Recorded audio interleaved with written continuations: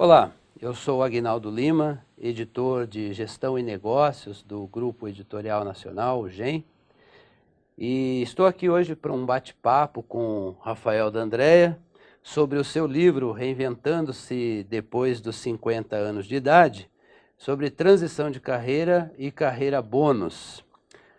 Rafael é administrador de empresas pela FEA-USP, com extensão em marketing pela Universidade da Califórnia, Berkeley.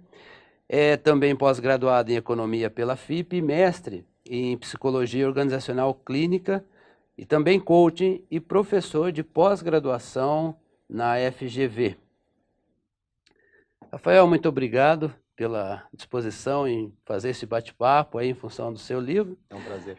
Rafael, Reinventando-se Depois dos 50 anos de idade, como fazer transição de carreira e carreira bônus é o título do seu livro, que parte de uma pesquisa que você iniciou no programa de mestrado do INSEAD em 2016, envolvendo executivos e empresários de várias nacionalidades, né? O que é carreira bônus? Bom, carreira bônus é um termo que eu criei, na verdade, eu precisei criar esse termo carreira bônus para definir um espaço na nossa carreira que vai dos 50 a mais ou menos 70 anos. Esse espaço que antes não existia, ou era muito pouco explorado pelos profissionais, é o que acontece depois que a nossa carreira principal, a nossa trilha principal de carreira já terminou, né? E existe a oportunidade de recomeçar ou começar algo novo durante esta janela de mais ou menos 20 anos que acontece dos 50 aos 70 e poucos, em que a gente ainda tem condições físicas e mentais de produzir e de criar algo relevante para a sociedade, para si, mas que não é aquela carreira que a gente começa aos 20 e poucos anos, que é a nossa carreira principal. Então, essa é o termo carreira bônus, ele foi cunhado para que explicasse esse tipo de pós-carreira, né, se a gente pode colocar assim, mas também é uma pós-carreira bem longa, né? Ela pode ter esse ciclo de mais ou menos 20 anos e ser bem produtiva, bem gratificante para quem decide entrar nessa jornada. Quer dizer, a aposentadoria já não é mais o plano ideal, ela pode ser um recomeço. Olha, se antes a aposentadoria era o plano principal, era se aposentar ainda jovem, hoje em dia esse paradigma mudou. Nós temos hoje uma nova forma de pensar, né? E essa forma é ser produtivo o máximo possível, estar na ativa o máximo possível. Se antes a gente queria se aposentar aos 40, hoje é impensável se aposentar aos 40, não pelas necessidades, necessariamente, as necessidades de produção de riqueza e de autossustento, mas sim porque já ficou estabelecido para a maioria das pessoas que o trabalho é algo muito gratificante e é parte da identidade de quem somos.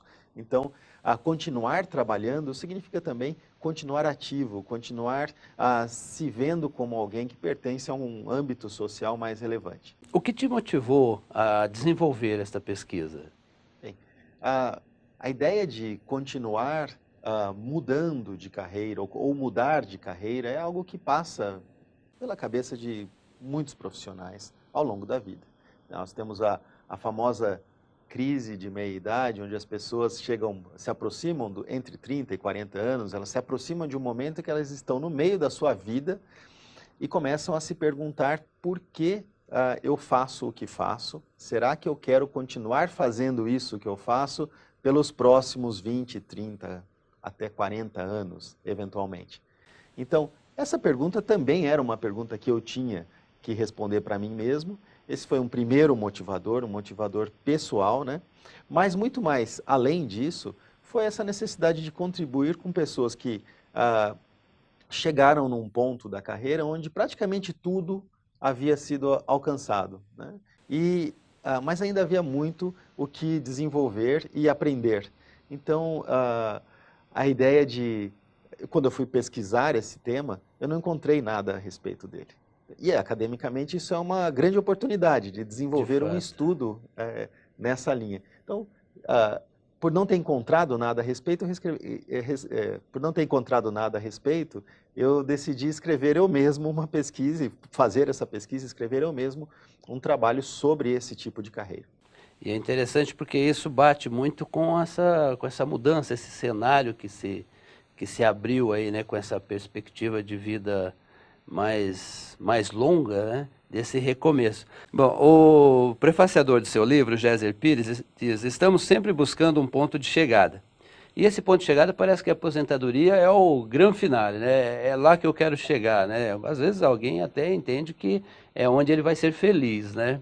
Mas pela sua pesquisa e pela sua abordagem, parece que essa é uma grande oportunidade de recomeço ou até de fazer aquilo que realmente gostaria de fazer.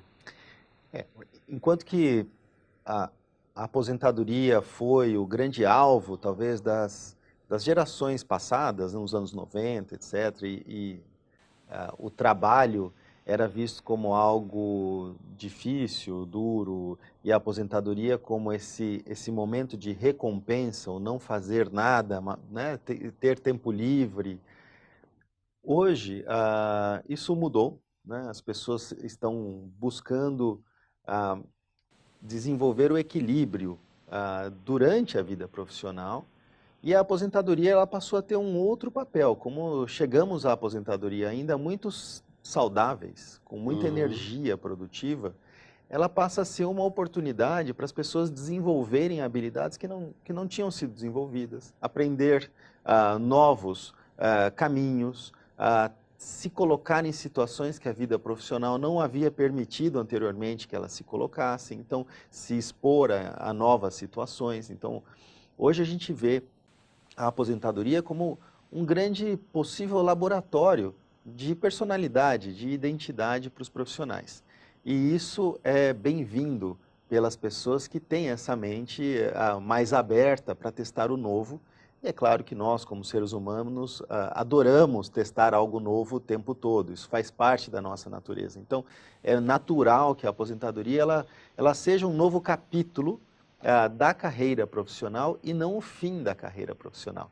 Então, nesse sentido, a aposentadoria passa a ser uma janela, um espaço onde a gente tem condições financeiras mais estáveis e as condições, inclusive, de organização da vida, né? Os filhos já cresceram, você já tem algum tipo de patrimônio que te permite usar o tempo de uma forma mais adequada àquilo que você quer fazer, né? Não necessariamente o que precisa ser feito, e ainda com bastante saúde para aproveitar as viagens, o tempo livre, etc. Então, a aposentadoria ela passa a ser um misto de um grande laboratório, um misto de experiências profissionais com a descoberta pessoal.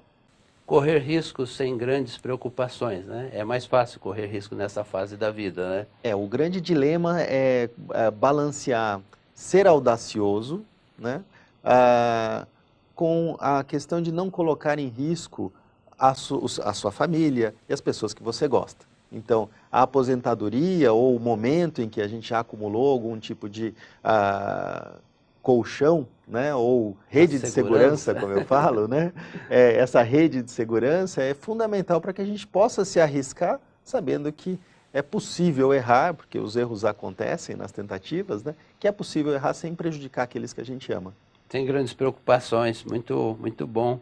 E você aborda que o aumento, né, já na sua resposta aí, você já abriu para isso, né, que o aumento da expectativa de vida de pessoas de vários países, né, fomentou esse desenvolvimento de profissionais mais velhos. E a pergunta é comum que esta pessoa mais velha, ela não queira se manter na mesma área, ela queira mudar, buscar uma nova vocação, ou ela pode seguir na mesma área? Como é que você vê isso? Olha, tem várias possibilidades na nossa carreira. Tem sido cada vez mais comum que as pessoas decidam mudar radicalmente de carreira, uma vez que a sua carreira principal chegou num ponto de maturidade ou estabilidade, né? Esse tipo de mudança está sendo muito mais comum hoje em dia do que foi no passado, porque existem muitas possibilidades de atuação. No passado, a nossa carreira era basicamente determinada pelas empresas, pelas corporações em que a gente trabalhava. Hoje, os modelos de trabalho mudaram e a gente tem mais autonomia sobre o que fazer e como fazer. né?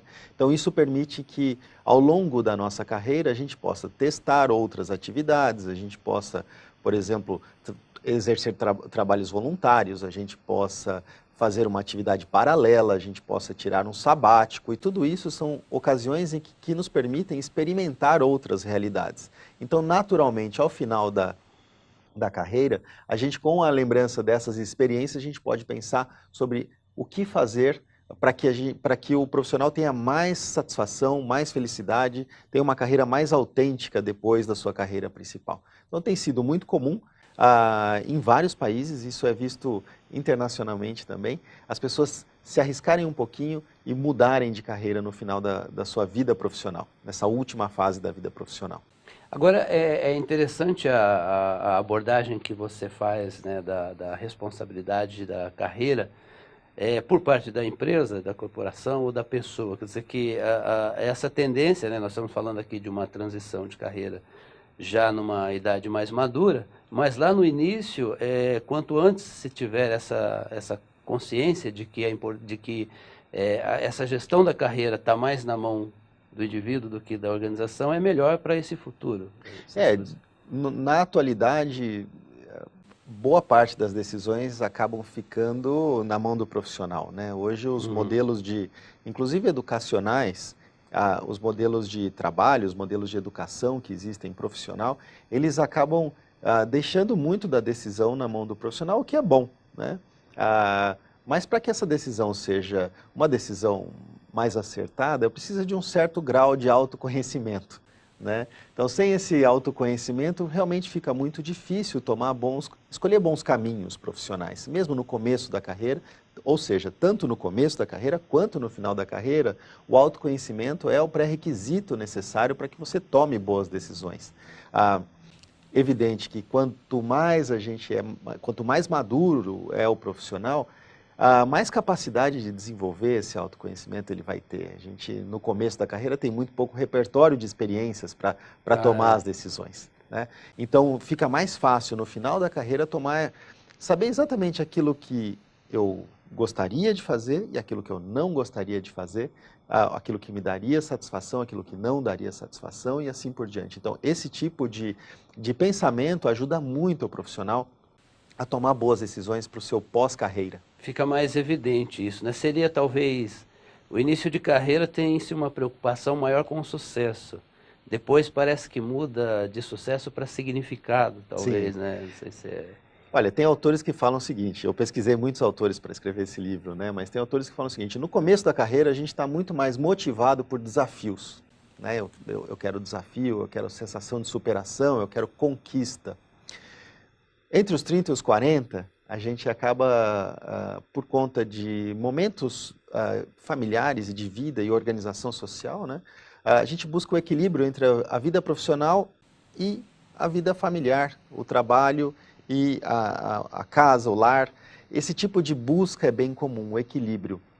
Já dos 50 em diante, a busca é diferente. É uma busca por significado, por autenticidade, por legado, construção de legado. Então, a própria motivação para a nossa decisão de que carreira escolher, ela muda ao longo da vida, assim como nós mudamos ao longo da vida.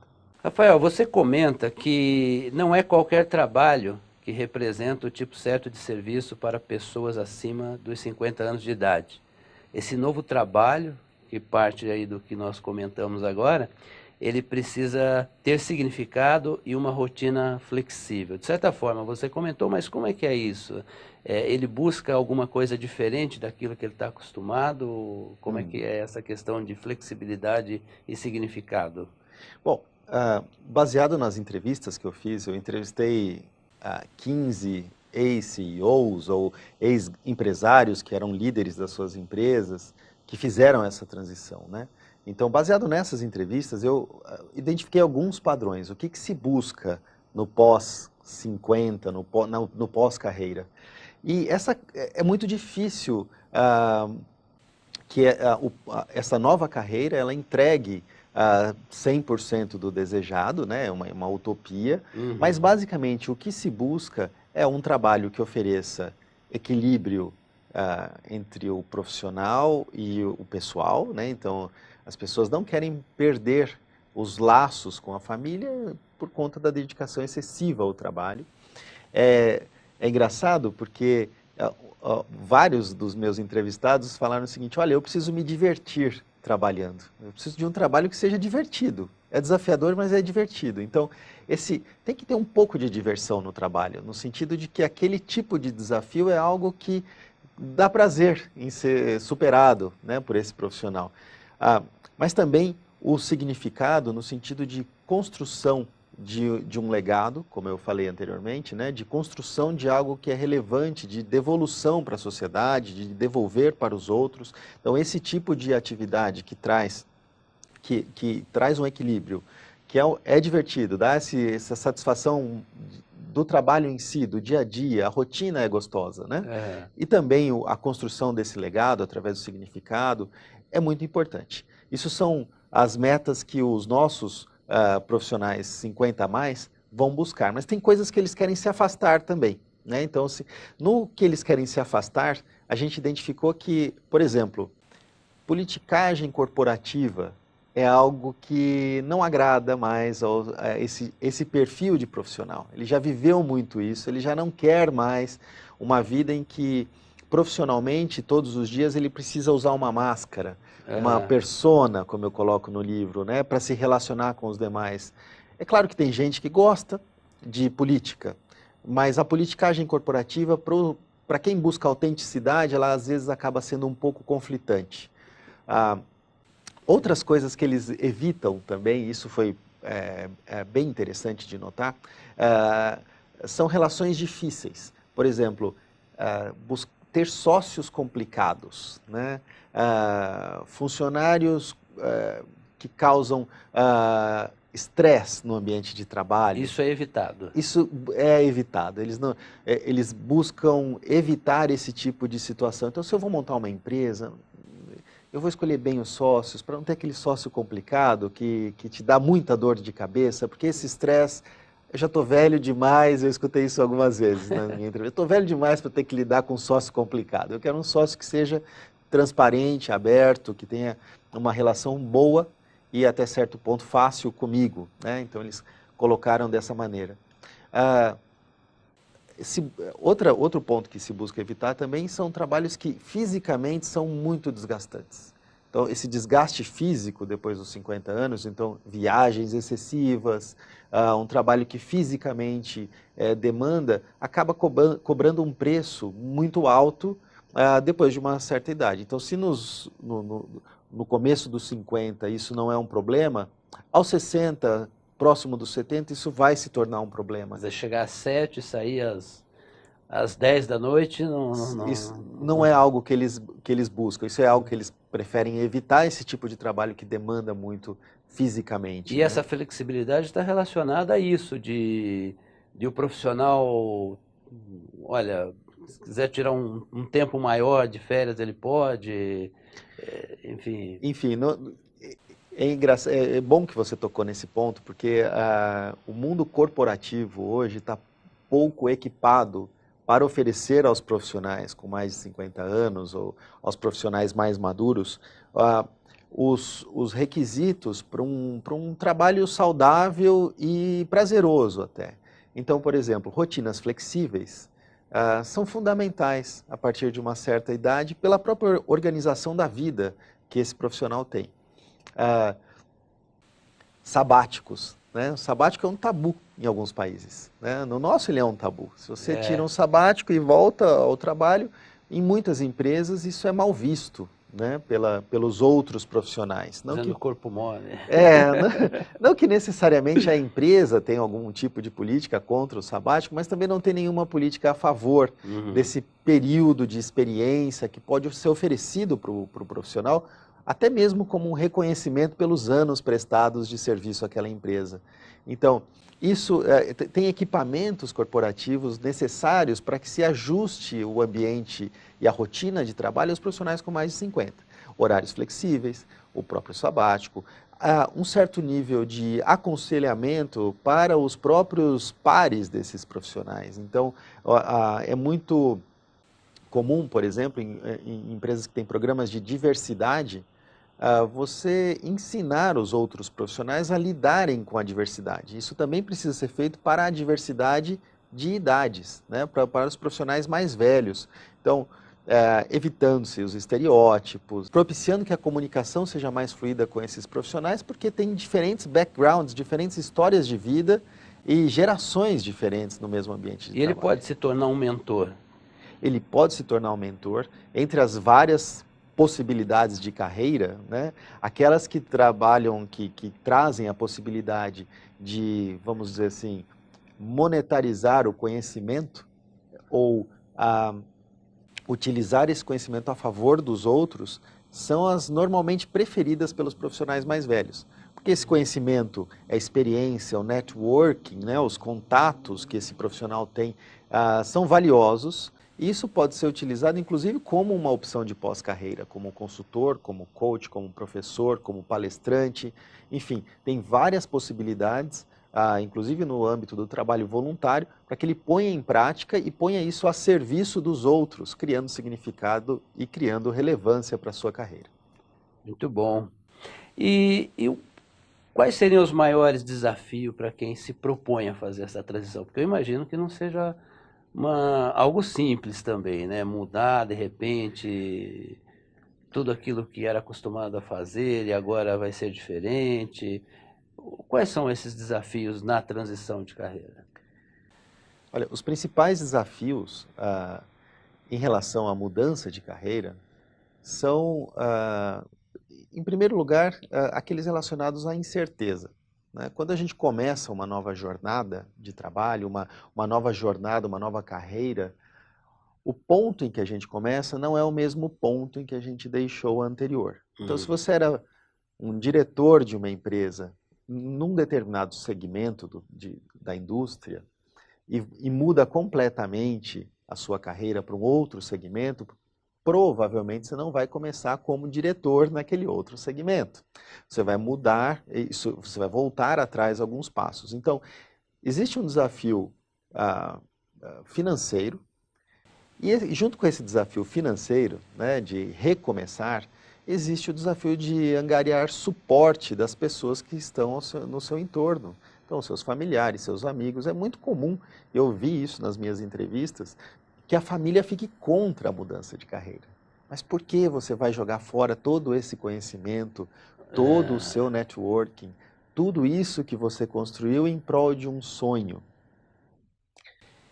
E essa mesma pergunta é a que a gente deve fazer para a gente. Em prol de um sonho, quanto vale esse sonho? O que esse sonho representa para mim?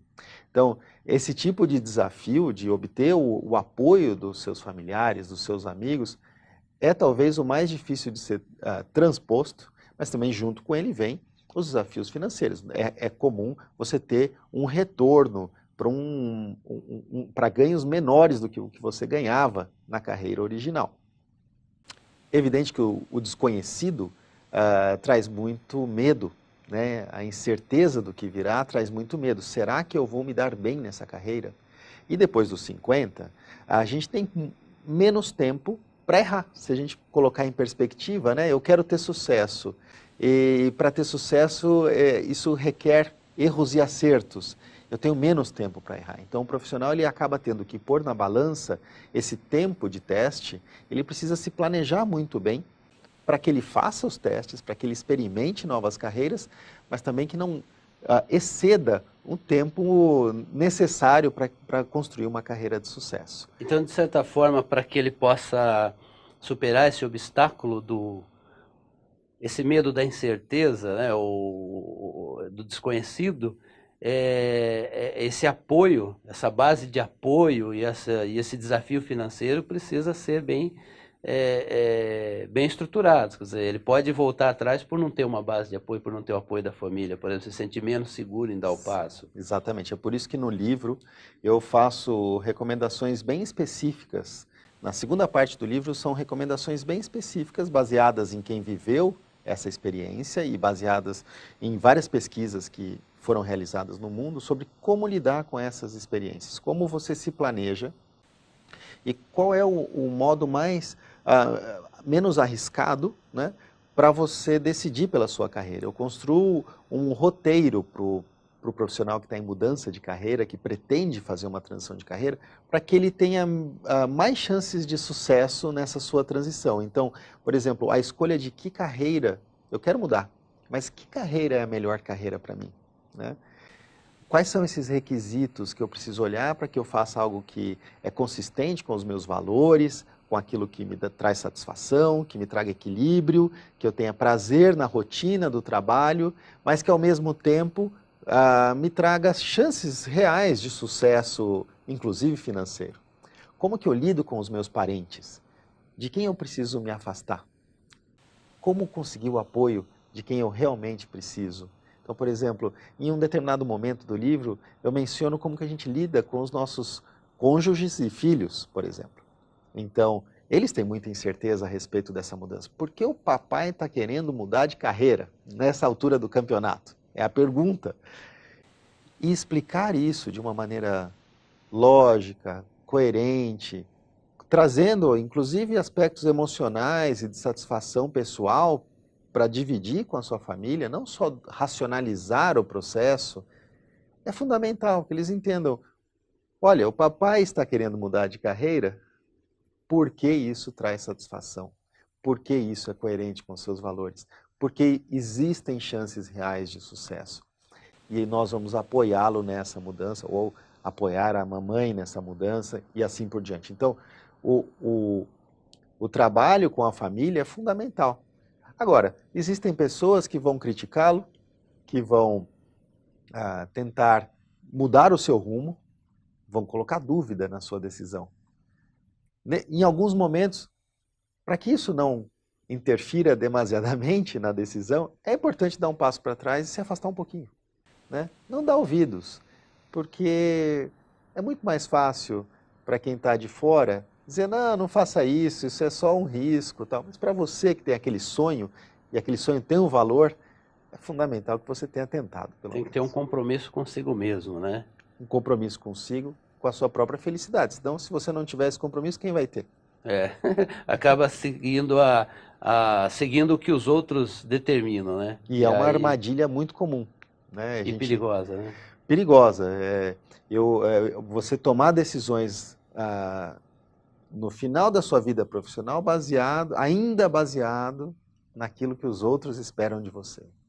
Ou se pautar na imagem de sucesso do passado, eu preciso atingir um determinado nível de sucesso, às custas da sua felicidade, às custas da sua satisfação pessoal, e pautar a sua decisão nisso. Isso é muito perigoso, porque você não vai ter muitas outras chances dali para frente. Um dos entrevistados, na verdade, 2 entrevistados deram respostas semelhantes. Eles já estavam com mais de 70. Um deles estava se aproximando dos 80.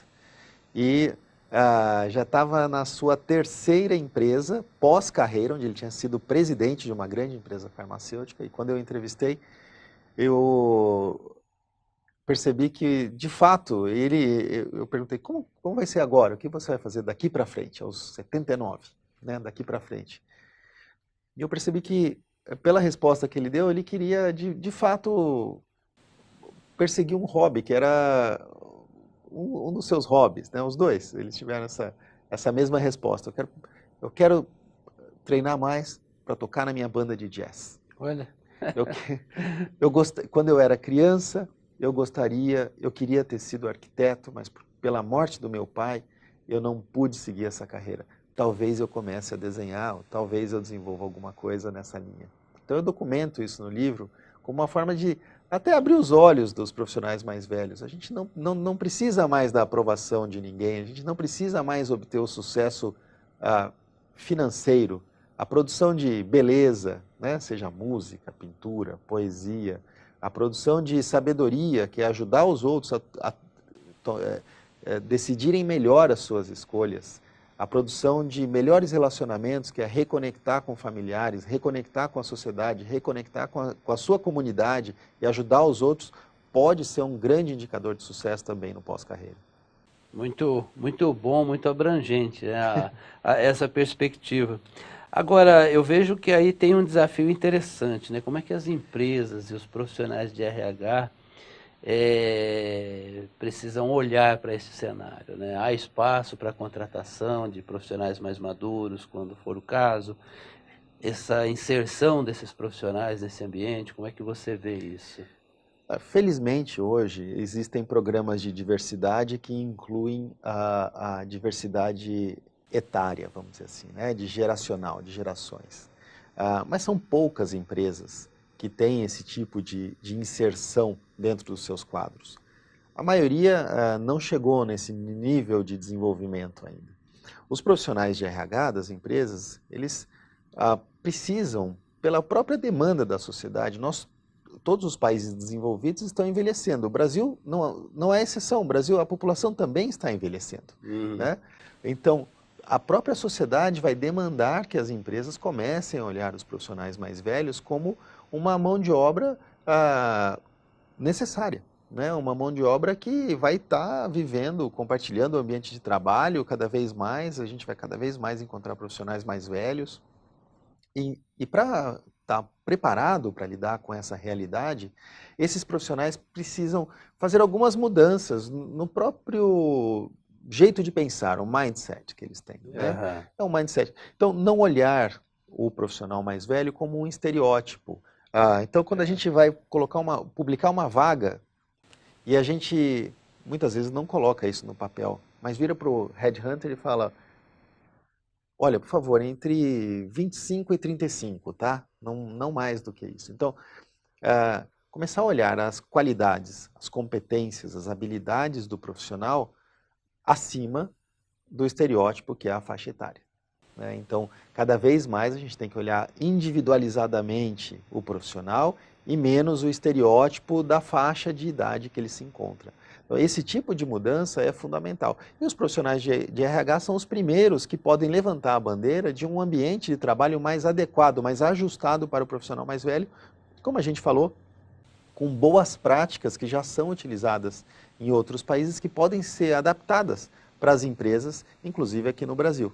Né? Práticas que aumentam a retenção de talentos mais velhos, que não forçam essas pessoas que são talentosas, produtivas, que têm capacidade de transformação de si mesmos e do ambiente de trabalho trazendo resultados para as empresas, não forçam esses profissionais para fora simplesmente porque as empresas estão estruturadas num modo de operar que não pertence a esse momento que a gente vive na sociedade hoje em dia. E querendo ou não, né, os profissionais de RH e as empresas, né, com o envelhecimento da população, eles vão enfrentar, né, não tem como fugir a isso, né, quer dizer, eles vão ter que enfrentar essa situação e isso pode, na verdade, não se tratar de um problema, né, se tratar de algo bom. É algo extremamente bom, né? Quem assistiu aquele filme Um Senhor Estagiário com Robert De Niro sabe. Eu recomendo esse filme, né? Um Senhor Estagiário. É um filme que mostra os conflitos de geração entre alguém com mais de 70 e trabalhando numa startup onde os profissionais têm 20 e poucos anos. E o filme é muito interessante porque na ótica que a gente tem, ele mostra a beleza entre alguém que domina as relações interpessoais, que consegue atuar com uma inteligência emocional muito grande em situações difíceis, interagindo com profissionais que têm muito conhecimento técnico, muito conteúdo sobre o mercado digital das startups, etc., mas no caso do filme, zero conhecimento, zero inteligência emocional, zero conhecimento de como interagir com outros seres humanos. Né? Então, necessário para o equilíbrio, né? Esse equilíbrio que é a beleza de ter uma diversidade de gerações dentro do ambiente de trabalho. É claro que existem profissionais jovens que têm todo esse tipo, naturalmente desenvolvem esse tipo de habilidade, mas esse tipo que a gente chama de soft skills, né, que são essas habilidades de tato, de relacionamento, são típicas de profissionais mais velhos e isso é muito útil para as empresas. E essa transição de carreira, ela pode acontecer antes também, né? Eu vejo que profissionais menos de 50, talvez até com 30, 30 e poucos anos, às vezes já vive o dilema de uma transição por uma questão de insatisfação, é um outro cenário, é uma outra realidade, o desafio é diferente.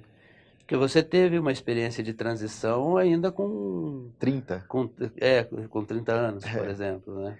Então, cada vez mais as pessoas se questionam sobre as suas carreiras, né? Eu acho que a possibilidade de abrir o seu próprio negócio, né? E todas essas possibilidades que a gente vê hoje em dia com as startups, etc., elas trouxeram para os profissionais uma perspectiva mais realista de mudança de carreira. Então, a gente começa a ver profissionais com menos de 30, no começo dos 30, a fazerem transições grandes entre o mundo corporativo para outras atividades. Então, assim, antigamente, bonito, admirável, era trabalhar numa grande corporação. Hoje, existe uma tendência em fomentar o lado empreendedor do profissional. Então, na busca da satisfação com a construção de algo que tem a sua cara, né? Um trabalho que tem a sua cara. É claro que isso começa muito mais cedo hoje em dia, porque existem condições para que esse tipo de movimento aconteça, mas são movimentos um pouco diferentes, né? Como eu falei, aos 30 anos, a busca por equilíbrio, família, trabalho, a busca por construir algo que tenha a sua cara, é o principal motivador.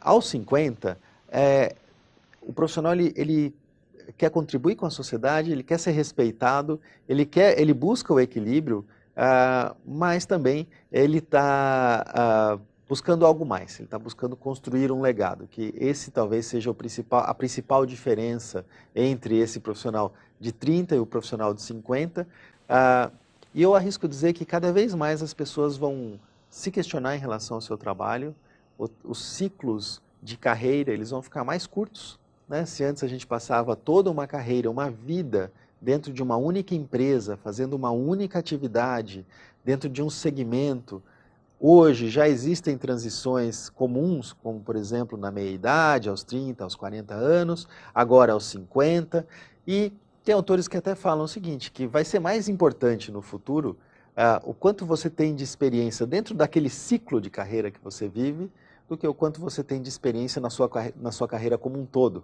Porque os ciclos vão se tornar mais curtos e a gente vai se desenvolver e poder se desenvolver e mudar de carreira. Isso vai trazer uma riqueza muito grande, uma diversidade para a carreira dos profissionais. É um desafio aí para as empresas, né? Uma mudança, entendo, é necessária, né? Agora, essa necessidade de se fazer uma transição, ela, em tese, então, nessa altura da vida, ela está muito relacionada a uma busca da felicidade. Ou fica muito simples definir assim? Eu acho que a meta final do ser humano é ser feliz, né? Então, essa é a nossa meta. Para que você está nesse planeta? Estou aqui para ser feliz. Mas não tem o caso de muitas pessoas, por exemplo, que se dedicam a uma carreira ou porque era o legado do pai, ele se obrigou a carregar O pai era advogado, então ele teve que se tornar advogado, ou então ele assumiu um negócio da família e teve que cuidar, mas ele sempre quis ser outra coisa. Eu vejo que no seu livro tem um caso bem crasso, né? Que ele muda totalmente, quer dizer, ele deixa uma vida executiva para se tornar um líder espiritual, por exemplo, né? Isso é bem marcante, né? Então, a busca da felicidade, ela acontece em todas as facetas da nossa vida, né? E o trabalho sendo, dentre essas partes, a que ocupa mais tempo, por incrível que pareça, a gente passa mais tempo com os nossos colegas de trabalho do que com a nossa família. É verdade. Não é? Efetivamente, essa é a realidade da nossa existência, do nosso dia a dia. Então, ser feliz no trabalho é uma parte fundamental para ser feliz como um todo. E essa busca da felicidade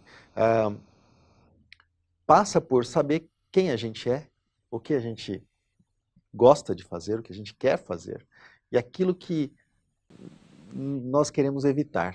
Então, esse autoconhecimento é o que eu trato no livro. Então, em vários momentos eu estimulo o leitor a a fazer alguns testes, se perguntar algumas coisas, fazer algumas reflexões, para aumentar esse nível de autoconhecimento, porque em muitos casos a gente nunca se perguntou se aquilo realmente era o que eu gostaria de estar fazendo, o que eu não gostaria de estar fazendo. A gente não se pergunta se,